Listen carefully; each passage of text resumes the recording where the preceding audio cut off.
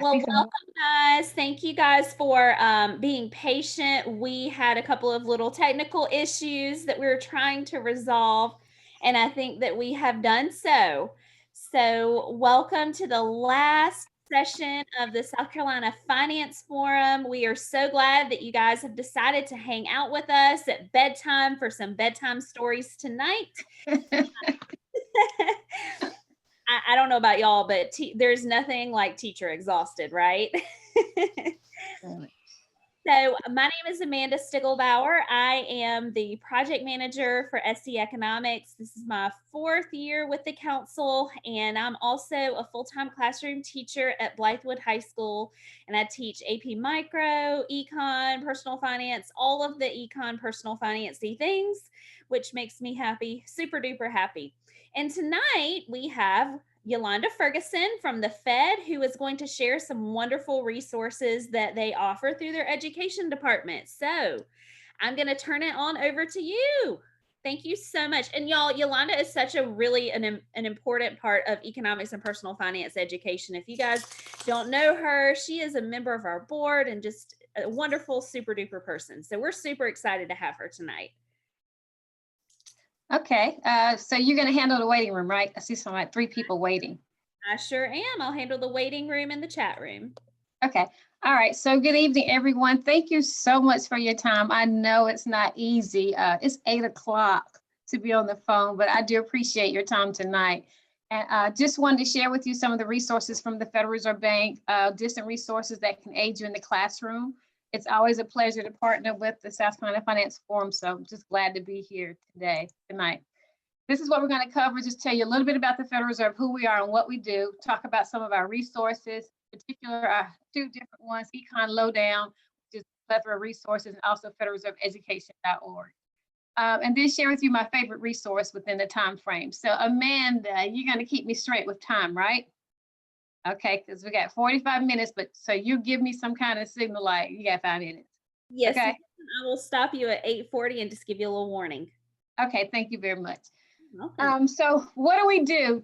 It's good to be at the table. I will tell you that. One of the goals of the Federal Reserve Bank is to make sure we have grounded resources based on sound research and to deliver programs that are interactive and engaging that is relevant for the teacher in the classroom.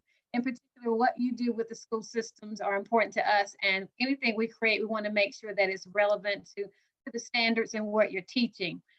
More importantly, we leverage partnerships in South Carolina throughout the district, and in particular with the South Carolina Council on Economics, which is SC Economics, as well as Department of Education and Jumpstart. So those are some of our good partners down there, as well as different areas within the Department of Education. Some people ask, why is the Federal Reserve at the table? Well, we're the Federal Reserve Bank of Richmond. You're in the 5th district, which is located here in this area, but there are 12 banks throughout the United States, 12 districts. And what's important to us more than anything is that we are aiding teachers in what you do, because you can reach more students than we will ever reach. So some of the resources that we have that are very relevant to what you do, the main thing is we want to have a healthy, growing economy. You reach some of the greatest contributors to the economy, which is our youth. So just wanted to say thank you again for all that you do. Let's see. So the resources I want to talk to you about tonight is Econ Lowdown and also Federal Reserve Education.org. And I'll start with Econ Lowdown. Econ Lowdown is something that was created by the St. Louis Fed, and I always say that's my favorite Fed because they reach more people in the world than I could ever imagine, but they have a great instructor management system that can aid you in the classroom. And I just want to introduce you to that if you don't already know about it. But it is a great resource for teachers. It's not just for teachers, it's for others as well. They have some great resources on here, especially one that's used by professors as well as educators and different organizations called FRED, which is Federal Reserve Economic Data. That's one I see a lot where people are using. So we're just gonna look at some things, because in this resource, they have hundreds of resources here. And we're going to talk a little bit about the teacher portal, where they have all these resources that I want you to be able to see. So to get to them, what you would do is click the blue button that you see here to get in it. I'm just going to give you a snapshot of how this happens. And when you get in it, this is the page that comes up. This is something whenever the COVID-19 hit, we all gathered together to come up with different types of resources to meet the needs of educators, taking into consideration lots of webinars that went on starting in the month of late March through now. And this is something from the St. Louis Fed that they had going on, and this is an Econ Lowdown. But what you'll see here is the design of it. It'll show you, check out the resource gallery when you pick it up, when you open it up. It also has instructor login. If you haven't opened an account here, I'll show you how we're going to do that. But it also has announcements on this page as well. This is something that they did this summer, and it just talks about personal finance by design. So they're still doing lots of webinars, and so are the other feds doing as well. But today I just wanted you to see a couple of things that are here. And this is like the resource gallery. This changes a lot because right now, if you go on that page, it talks about COVID-19 and some of the resources that are out there as well. But let's continue on. I'm not going to spend a lot of time on this, but I think it's important to know how to open a account here. If you want to set up a classroom for your students, it has it now that they've done it where they've got the Google sign-in as an opportunity, looking at ways that to better serve the teachers. You can go on it through Google or as well as Econ Lowdown. But you just go to My Classrooms, and you also go to My Classrooms up here, and it just shows you how this works. It's not difficult, but I still want you to see it anyway. I think it's important to see it. So what we have here, when you go there, you can look at different resources you may want to download when you're opening up, setting up an account. And they have over 400 resources in Econ Lowdown for educators. Most of them are for high school educators, but they do have like 100 for middle school, and they have like 50 for elementary as well. So it's best to look up here and determine the resource type you want, the subject you want, just to make sure that you not wasting a lot of time looking at all of those resources, and that would help out a lot. Another thing I'm going to show you with this, it shows you how to go about, once you set up your account, how to add resources into a classroom, to set up a classroom for your students. So here I've chosen 4, to say we've chosen 4 resources here. And what you'll do is choose add to the classroom. And again, these are some that we did this summer, we dealt with this summer. So this one should add to the classroom, and then even talked about how to add it to a webinar, because that's some of the updates that they made to the system. And once you finish adding them, you have to make sure you go to the next slide and make sure you publish it as well. So this is the way it does. It's similar to maybe you think about some of the other resources that you've experienced or been exposed to when it comes to Canvas and Blackboard and all of those, but that's how you set up an Econ Lowdown account here. And one good thing about that with an instructor management, which is something that a lot of the other feds gravitate to St. Louis to ensure that we could be a part of what they have, because it's so good. But this is an example of student progress here. The St. Louis Fed has a student board of directors, and they have to go through different portions of learnings as well with videos and Q&As. And as you can see here, it'll just tell you the name of the class here and the students that are in the class and what they've done thus far, how many times they've viewed, because I know as educators, we want to see if they're really going out there and looking at the resources that we're doing and that they're spending time. And some of you know how some students can be, they'll be out there on the resource and maybe somewhere else, just so the time can, you know, students can, it's smart, but you can tell by the progress if they're really doing it. So I wanted you to see this, and then here it shows you here the student view, what they could see as well, things that are out there. But it's a great system. It doesn't cost you any money. It's a great time saver with different resources with personal finance, as well as economics that may be of interest to you in your classroom. Another thing about Econ Lowdown that I like is the different types of videos with Q&As that are out there as well. They have some great resources out here. This one is about life goals, and it's talking about some of the resources that about this one. This is part of the one that helps with the stock market game. And it's talking about invest forward. And it talks about this young lady and what she's trying to accomplish when it comes to some of the goals that she set for herself. But it talks about investing and the importance of long-term goals as it relates to education, employment, and entrepreneurship. And what I like about these different resources also is that the videos are not too long. You know, students, it could be a homework assignment with a Q&A after that, but It's something that can be utilized in the classroom or definitely virtual that you can use within the classroom as homework assignments or discussion posts or whatever you want to do with your students. Another one they have is called the Amazing $2,000 Pizza. And, that just makes me think so much about college and how they used to go out and say, sign this and get a credit card, and $2,000 later, that Domino's pizza, whatever your favorite pizza may have been, still costed money. So this is another resource that they have out here. This is one of many. They have a series of different videos out there that you can utilize in your classroom. The one I'm showing you right here, this is Chris Burleson. This is one of my colleagues in St. Louis, and he does a great job when he's talking about no frills, money skills, and how important it is for students to understand the need for soft skills. And the video talks about what soft skills is and have students connect with that as well. So that's a engaging one to get them thinking about what we call soft skills, but they're necessities and needed skills when you're trying to get jobs. It's needed skills when you are working or even applying for jobs. Another one that I want to share with you is no frills money skills. This is one about how to make money grow, and this is for middle and high school students as well. And again, they did great jobs with this and how to grow money and understanding compound interest and the importance of it. So these are a couple of them. I just wanted to show you how it worked. One of the things that we are all talking about within the Federal Reserve System is entrepreneurship, as well as soft skills and how success may depend upon those. So a lot of different resources that we are creating, we take that into consideration, looking at soft skills in the high school classroom right now and what students are doing to recognize the necessity of them, or if they're utilizing those soft skills as well. So that's a little bit about that resource.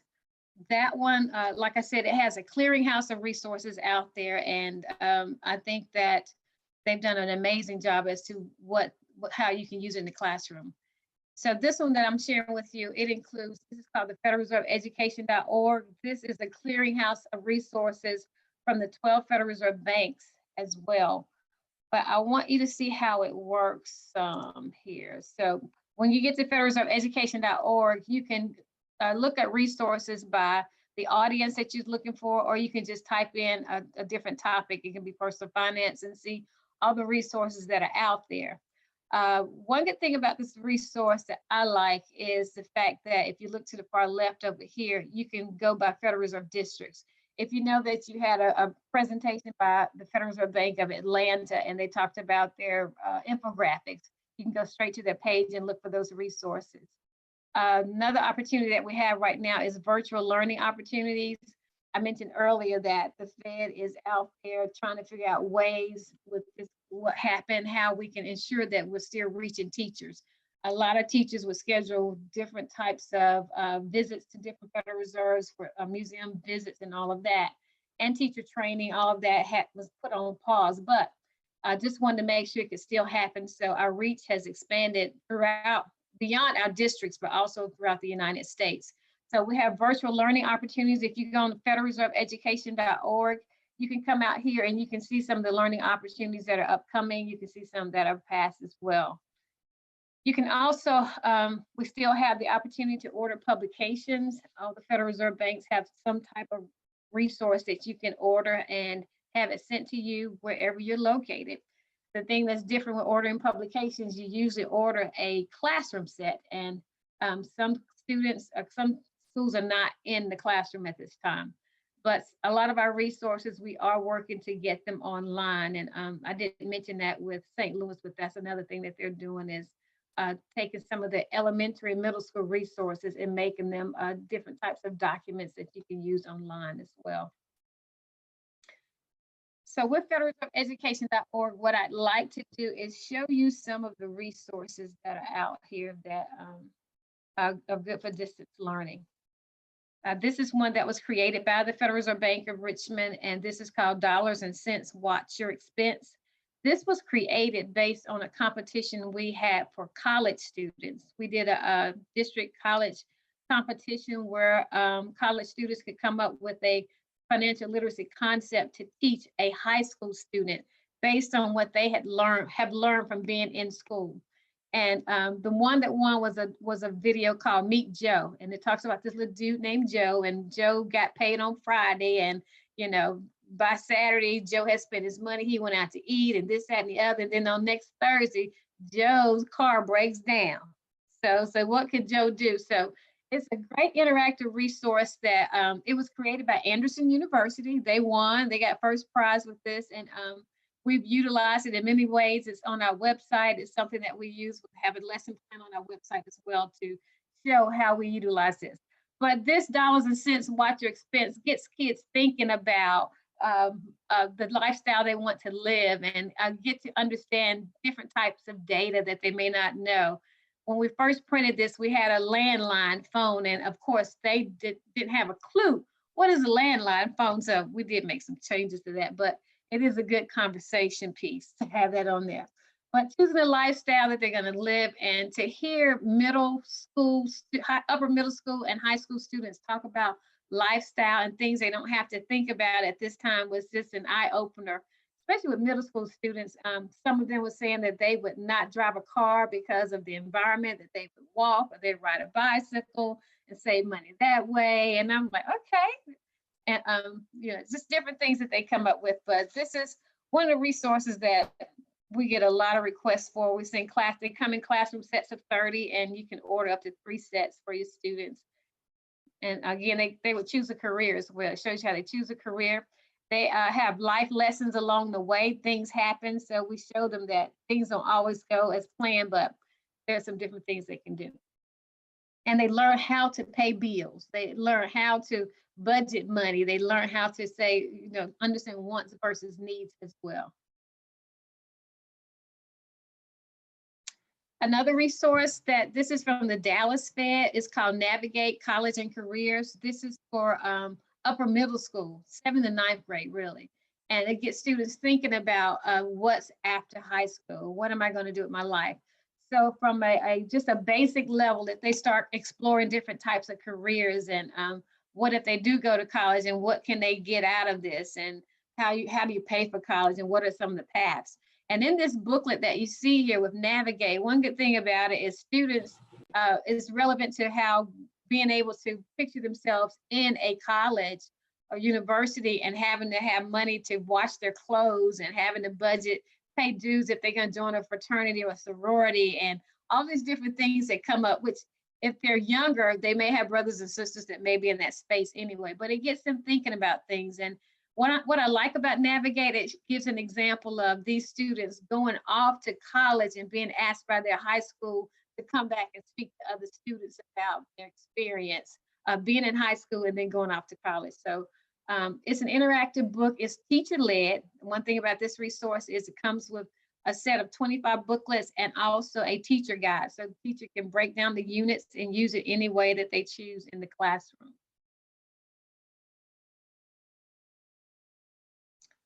Another resource that you can find on federalreserveeducation.org is a plethora of different infographics created by the Atlanta Fed.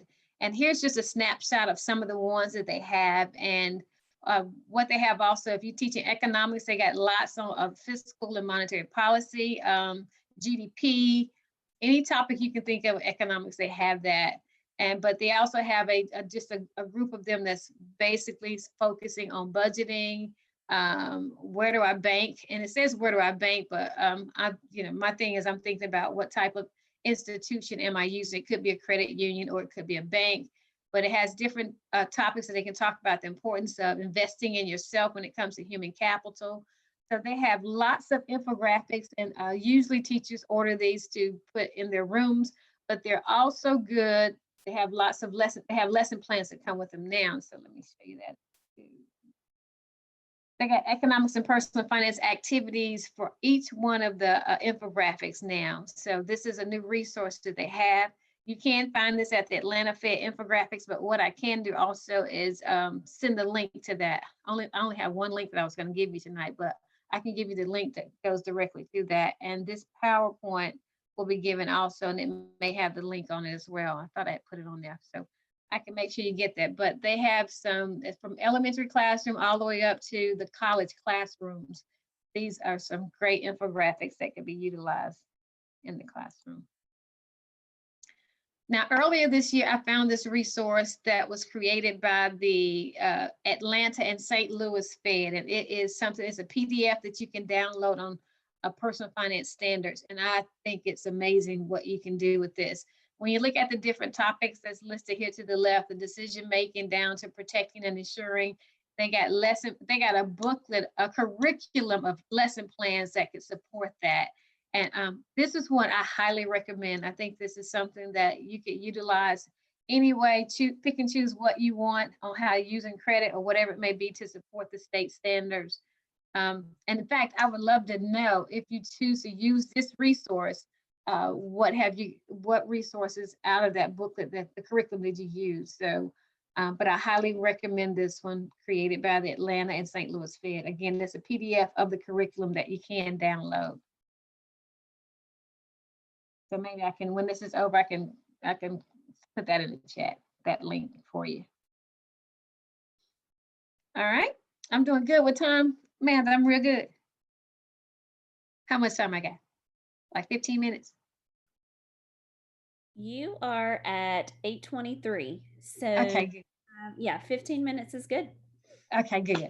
So I wanted to talk to you a little bit about this resource right here. This is called Invest in What's Next, Life After High School. I said this is my feature resource. This is a resource that we created, the Federal Reserve Bank of Richmond. It's a mini course, 3 lessons that are simultaneous, that are sequential that you have to go through. This helps students become college and career choice ready. And what I like about this is that it's broken down into 3 units, and the 3 units are listed here: exploring my options, budgeting for my future, and building my plan.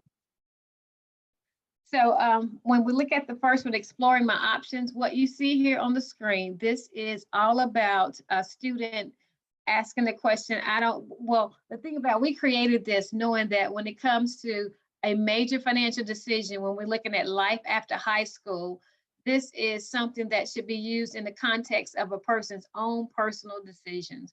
We understand that one size don't fit all. We don't tell students that they need to go to college. We don't tell them that they need to go get a certification.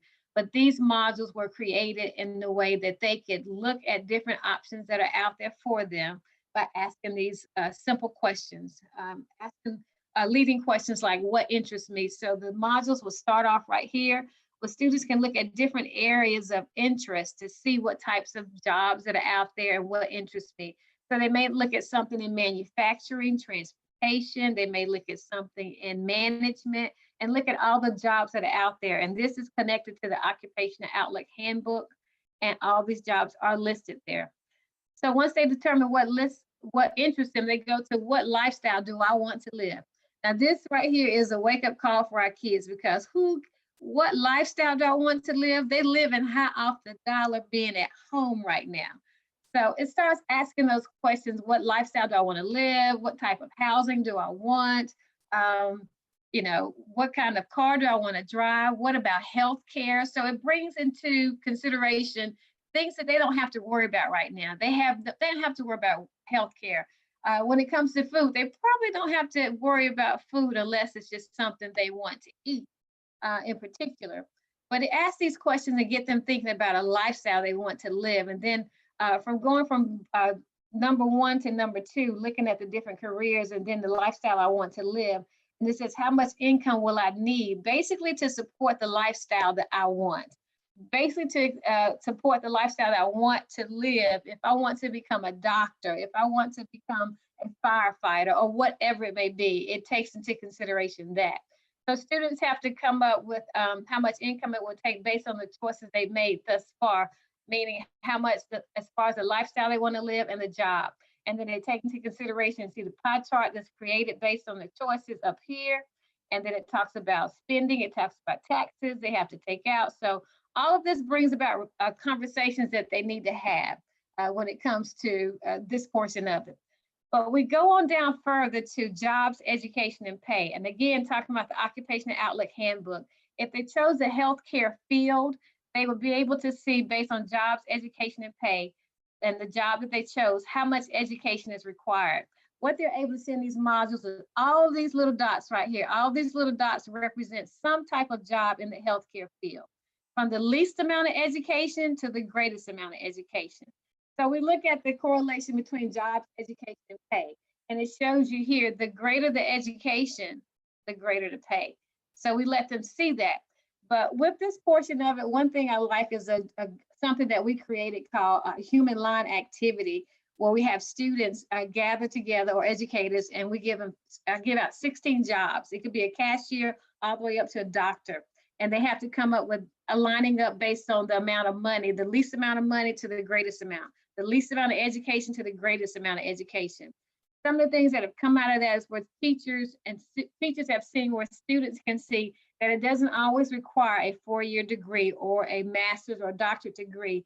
It could be something, it could be a certification, or it could be an associate's degree, but they're able to see the correlation between the types of jobs they like, and it's just wake-up calls to them. And some of them get inspired, because the next portion of it that we do is we talk about budgeting for my future. Again, asking those questions, how can I plan for my future? What is it going to take for me to get there? What's my funding options? And all of these different types of things, depending on what they choose.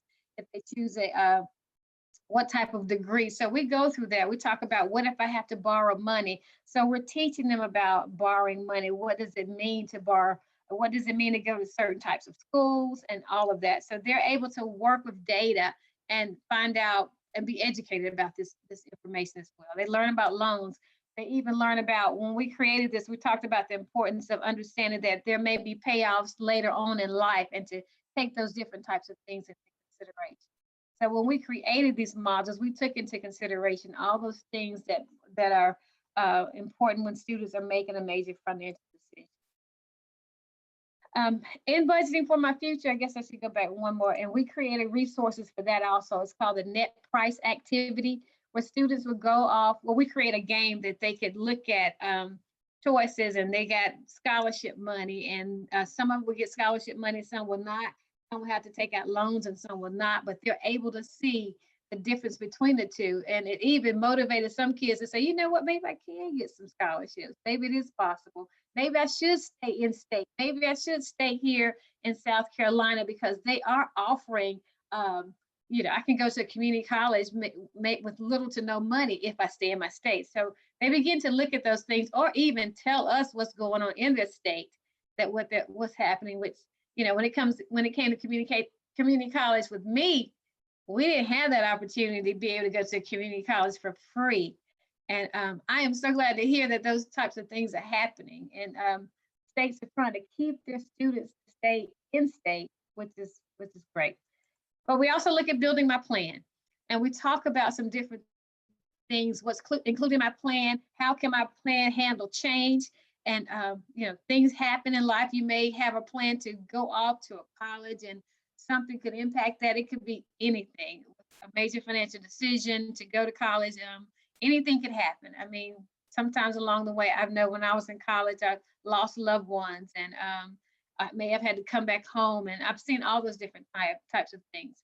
But students are also able to look at the break-even analysis that was created here. Should I go to school slower and make money in the meantime, or should I go faster and just not get paid at this time? So it takes all of that into consideration.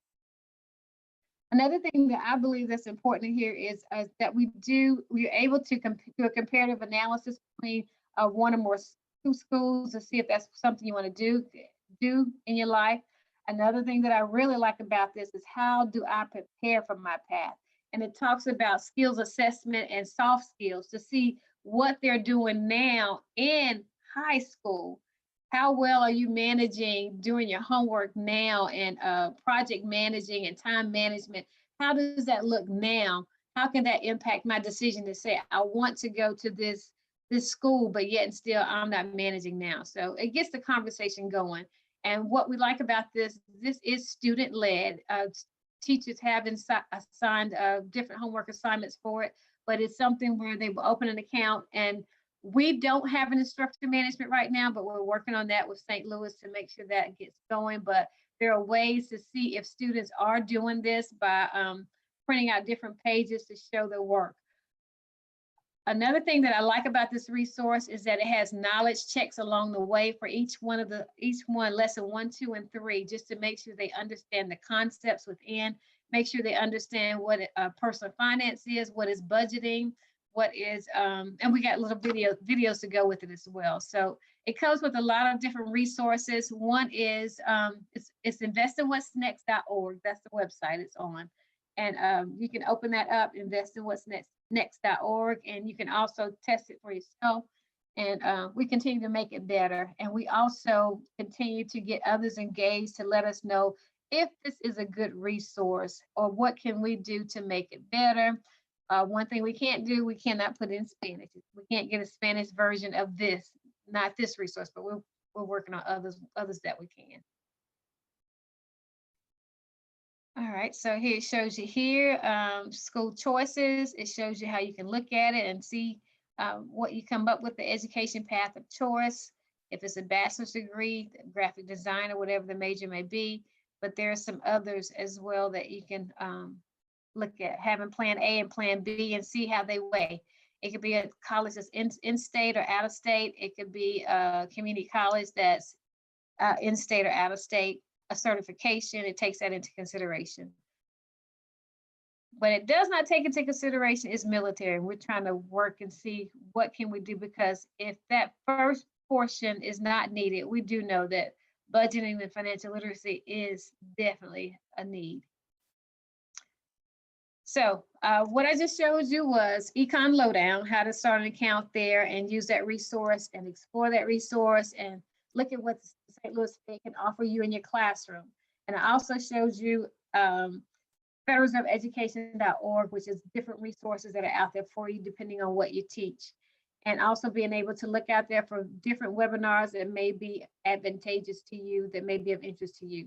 So what I'd like to do now is pause and see if you have any questions for me.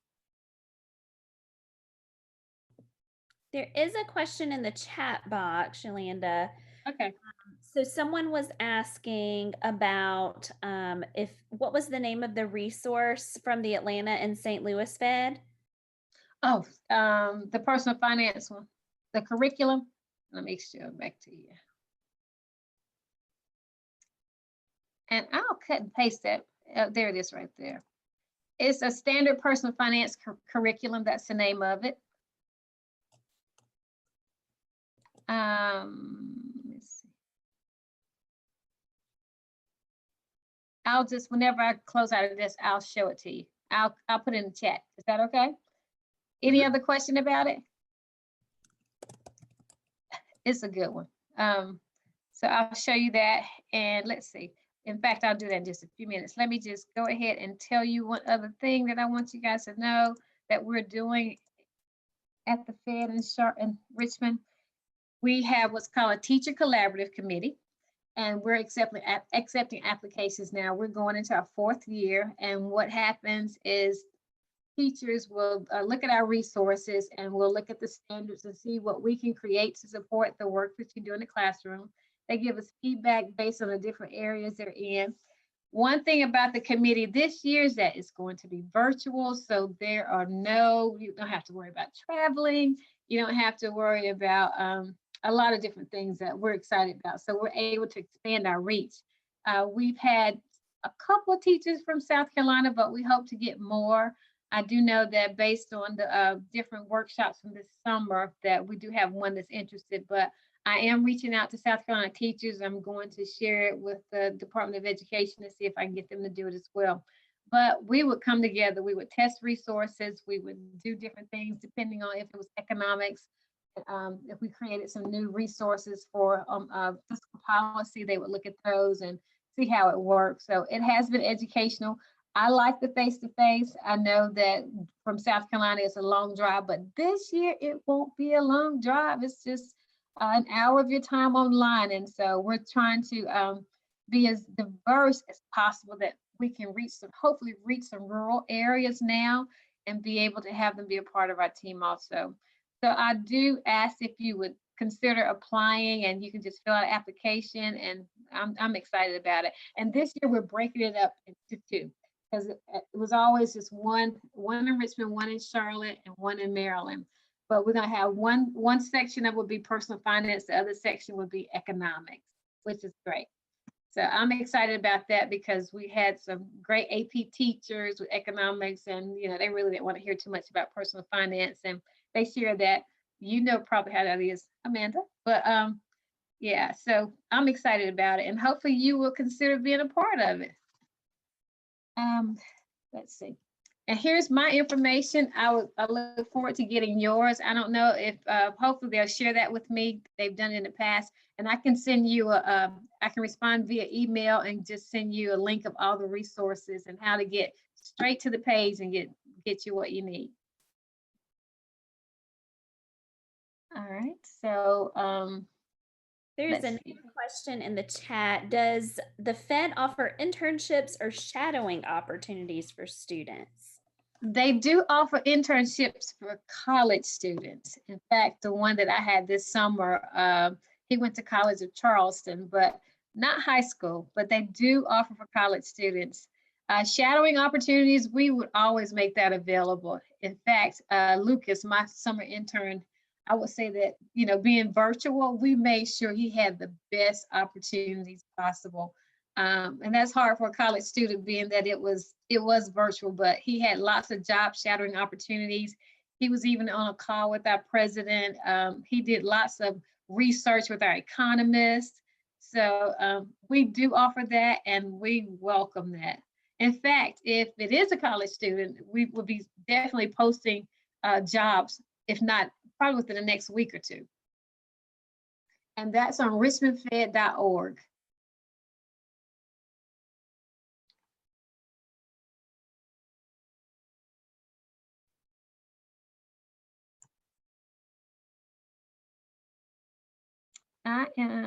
Let's stop sharing this screen. I'm gonna go to chat.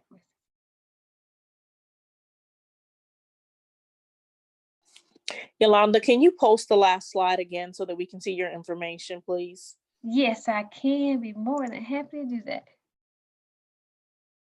There's that.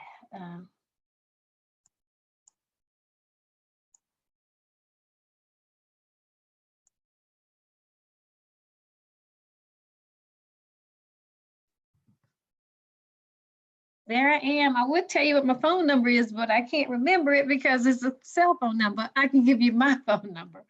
What is my work number? I'll tell you when I respond to that email, okay? Since we're all remote, we've been remote since March also. I don't know when we're going back. So is everybody back in the classroom in South Carolina? Did they start at all? They did start. Okay. It started. They started, but then went back. Some kids are back. We're doing both. Okay. Okay. We've been back since August, but we have a few virtual and a few in the classroom, but mostly virtual. Okay. But all the teachers are back.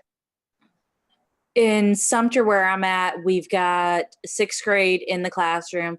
7th grade, which is my personal finance class, is still virtual until the next phase.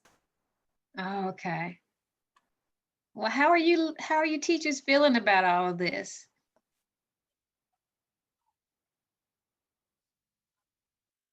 Oh, tell anybody. I mean, honestly, for us, it just seems like it's a little bit. At first, it was we were worried a little bit about it.